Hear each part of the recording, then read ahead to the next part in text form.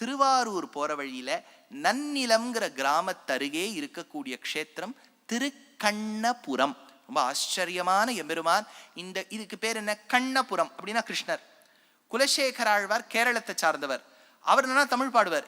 குலசேகர ஆழ்வார் மலையாளத்தில் பாட வேண்டாம்னு கேட்டா அவர் தமிழாக்கும் பாடுவார். அதை குறைச்சு மலையாள வாசனை வரும். എവിടെയാണ് കോക്കനട്ട് സ്മെല്ല്? ആ പാസുരത്തിൽ വരും.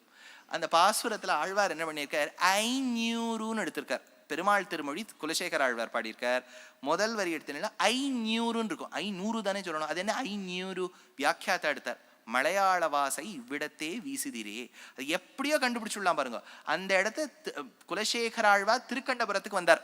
கிருஷ்ணனை தானே பாடியிருக்கணும். அவருக்கு பார்க்குற இடமெல்லாம் ராமர். அதனால கிருஷ்ணரை ராமரா நினைச்சுண்டு பாடினார். எப்படி பாடினார்? தன்னை கௌசல்யா நினைச்சுன்னு பாடினார். அப்ப கௌசல்யா ராமரை பார்த்து என்ன பாடுவோம்? தாலாட்டு பாடுவோம். மனு புகழ் கௌசலை மணிவயிறு வாய்த்தவனே தென்னிலங்கை கோன்முடிகள்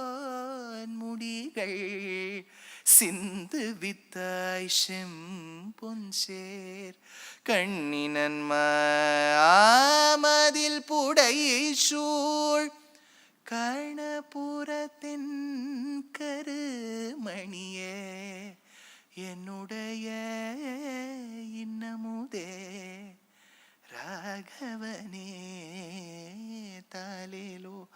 10 பாசுரங்கள் தாலாட்டு. முழு ராமாயணத்தை பாடியிருப்பார். இது வாலியை கொன்று அரசிளைய வானவர்க்கு அளித்தவனே. அப்புறம் சிற்றவைத்தன் சொல் கொண்ட ஸ்ரீராமா தாலேலோ, ஸ்ரீராமா தாலேலோ, ராகவா தாலேலோ, சீதை மணாளா தாலேலோ. இந்த மாதிரி ஒரு தாலாட்டு இன்னொருத்தர் எழுதியிருக்கவே கௌசலை கூட பாடினதில்லை. வாஸ்தவமா நீங்க ராமாயணத்தை பார்த்தேன்னா கௌசல்யாக பாட்டுக்கும் இதுக்கு ரொம்ப சம்பந்தம். கிலோ எத்தனை வேலை தான். அவ ஒன்றும் பாடினதாவே இல்லை.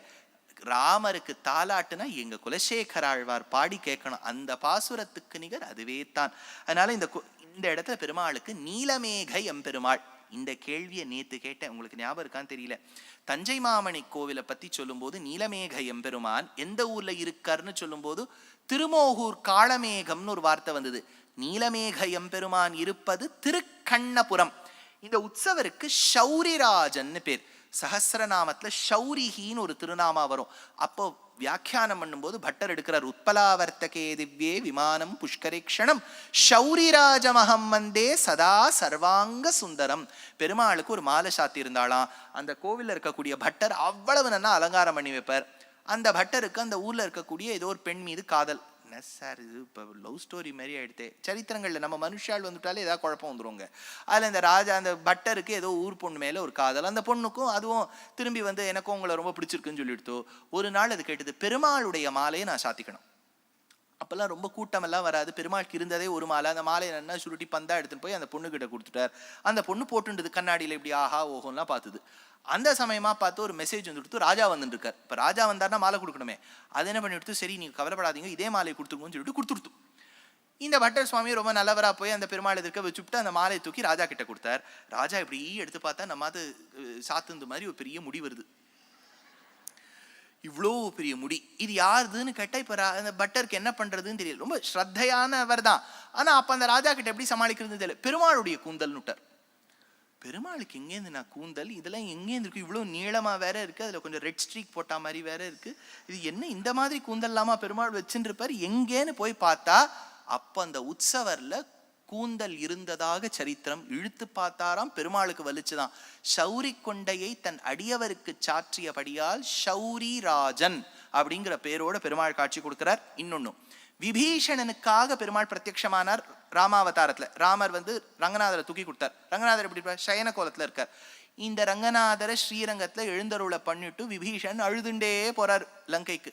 போற வழியில பெருமாள் கேட்டார், எதுக்கு அழறீர்? உம்மை பார்த்து தானே நான் சயனிச்சுட்டு இருக்கேன், ஸ்ரீலங்காவை நோக்கி தானே சயனிச்சுட்டு இருக்கேன். இல்ல நீ சயனிக்கிற, ஆனா ராமாவதாரத்தில் நீ இருந்தபோது எம்பெருமானே நீ அவ்வளவு நன்னா நடப்பியான். கஜசிம்ஹ கதி வீரவ் ஷார்தூல விஷபோபமோ. எல்லாரும் வீட்டு வாசல்ல வந்துருவாளாம். எதுக்கு? ராமர் இப்படி நடக்கிறாருன்னு பாக்கிறதுக்கு. சதுர்கதிஹின்னு சஹஸ்ரநாமத்துல ஒரு நாமா வருது இல்லையா? கஜ சிம்ஹ கதி வீரவு ஷார்தூல விஷபோபமௌ. ஒரு ஆனை, ஒரு எருது, ஒரு புலி, அத்தனை மிருகங்களுடைய பெருமையும் தோற்குமாம் இவன் நடையழகை பார்த்தால். கஜசிம்ஹ கதி வீரௌ ஷார்தூல விஷபோபமௌ, கஜகதி இவருக்கு உண்டு. அதனால இவ்வளவு அழகா நடக்கிறார். உடனே பெருமாள் கிட்ட விபீஷணன் கேட்டாராம், நீ நடந்து நான் பார்க்கணுமே. கவலைப்படாதே, சயன கோலத்துல நீ ஸ்ரீரங்கத்துல பார்த்துட்டியா, நடந்த கோலத்துல திருக்கண்ணபுரத்துல பாரு. அதனால பெருமாள் ஒவ்வொரு அமாவாசை மாசத்துக்கு ஒன்னா ஒரு அமாவாசைக்கும் பெருமாள் அங்க நடந்து காண்பிப்பர். எதிர்க்க விபீஷணன் சன்னதி இருக்கும், விபீஷணனுக்கு ஒரு வாட்டி நடந்து காண்பிப்பர் பெருமாள். இதைதானே நீ கேட்டேன்னு ஒரு அமாவாசைக்கும் இது வைக்க நடந்து காமிச்சுட்டு இருக்காரு என் பெருமாள். இப்ப நம்ம அந்த பிரசாதம் எல்லாம் பார்த்துன்னு வந்தோம் இல்லையா, அப்பத்தை பார்த்தோம், தோசையை பார்த்தோம். இந்த கோவிலுக்குன்னு ஒரு பிரசாதம் உண்டு, முனியோதரன் பொங்கல்னு பேர் இந்த கோவில் பிரசாதத்துக்கு. முனியோதரன், முனியதரன் ஒரு அடியவர் இருந்தார். அவர் ரொம்ப ஒரு வினோதமா ஒரு பர்டிகுலர் ப்ரப்போர்ஷன்ல ஒரு பொங்கல் பண்ணுவார். ரொம்ப எனக்கு டீட்டெயில்ஸ் கேட்காதீங்க, யோகாம்பாள் ஜி வந்திருக்கா, அவ அடுத்த ரெசிபியில அந்த முனியோதரன் பொங்கலை ஹேண்டில் பண்ணிக்கிட்டோம்.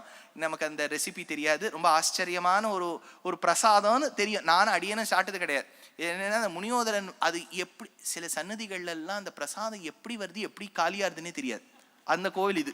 அந்த முனியோதரன் பொங்கலை நான் இதுக்கே சாப்பிட்டதே கிடையாது. நன்னா இருக்கும்னு நிறைய புஸ்தகங்கள்ல படிச்சிருக்கேன், அதை நீங்க பண்ணி பார்த்துக்குங்க. இது முனியோதரன் பொங்கல். இன்னொன்னு, இந்த பெருமாள் மாசி மகம், அதாவது செம்படவ குலத்தை சார்ந்தவர்களுடைய சேரிக்கு போவார். ஃபிஷர்மென் ஃபோக் கம்யூனிட்டியோட சேரிக்கு போனோன்னு பெருமாள் அவர்களுக்காக அங்கு எழுந்தருளி ஆத்தான பேரும் இந்த பெருமாளுக்கு மரியாதை பண்ணுவா. என்னன்னு பண்ணுவா, அவ பொண்ணதான் இந்த பெருமாள் கல்யாணம் பண்ணிட்டு இருக்காராம். அதனால இவர் மாப்பிள்ளையாம்.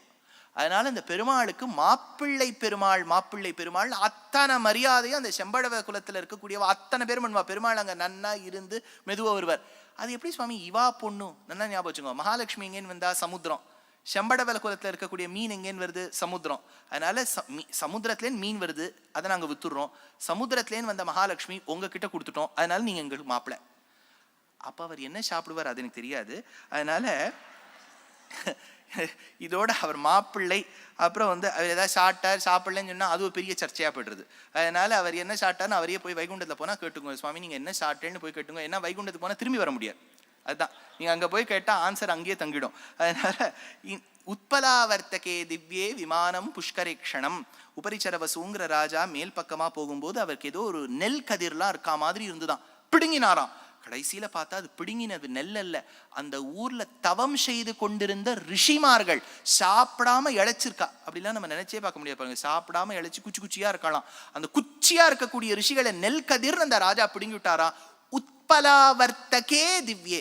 அப்ப பெருமாள் அந்த உபரிச்சர வசுவை திருத்தி பிராயஷ்சித்தம் நீ இந்த ஊரில் மேற்கொள்ள வேண்டும் என்று நினைத்து ஏற்பட்ட ஊர் திருக்கண்ணபுரம். குலசேகராழ்வார் மட்டும் பாடல, நம்மாழ்வார் பாடியிருக்கார். சரணமாகும் தனதாள் அடைந்தார்க்கெல்லாம் மரணமானால் வைகுந்தம் கொடுக்கும் பிரான். என்ன அழகான பாசுரம் பாருங்க. யாரெல்லாம் இந்த பெருமாள் கிழ சரணாகதி பண்ணுவாளோ அவளுக்கு வைகுந்தம் மோட்சம் கிடைச்சிருமா. ஒத்தரும் இந்த கோவிலுக்கே வரல. ஏன்னா பெருமாள் சரணாதி பண்ணா மோட்சம் கிடைச்சிடணும், நீங்க போயிட்டா திரும்பி வர மாட்டேன்னா எப்படி போவேல இந்த கோவிலுக்கு. ஒத்தரம் வரல. உடனே ஆழ்வார் திருத்தினார, மரணம் ஆக்கி வைகுந்தம் கொடுக்கும் பிரான் அல்ல, மரணம் ஆனால் வைகுந்தம் கொடுக்கும் பிரான். இப்ப நீங்க வந்தா திரும்பி போயிடலாம், போகும்போது வைகுண்டம் போவேல்னா அப்புறம் நிறைய கூட்டம் வர ஆரம்பிச்சுடுது. அதனால இது ஒண்ணும். ஆழ்வார் மின்னுமா மகர குண்டலங்கள் வில்வீசும் என்கின்னாளால் கலையிலங்கு மொழியாளர் கண்ணபுரத்தம்மானை கண்டாள்களோ. பெருமாள் காலத்துல மகர குண்டலம் மீனை ஒத்து தோடு இருக்குமா, அது சூரியன் பிரகாசிக்கும் போது ஜுவலிக்குமாம். அந்த ஜுவலிப்புக்கு சமமா பெருமாளுடைய திருமுகம் தெரியுமே, அப்பேற்பட்ட திருக்கண்ணபுரம் எடுத்தார். 19வது திவ்ய தேசம் ஆண்டாள்னு எடுத்திருக்கா. காட்டில் வேங்கடம் கண்ணபுர நகர்னு எடுத்திருக்கா. 19வது திவ்ய தேசம் திருக்கண்ணபுரம்.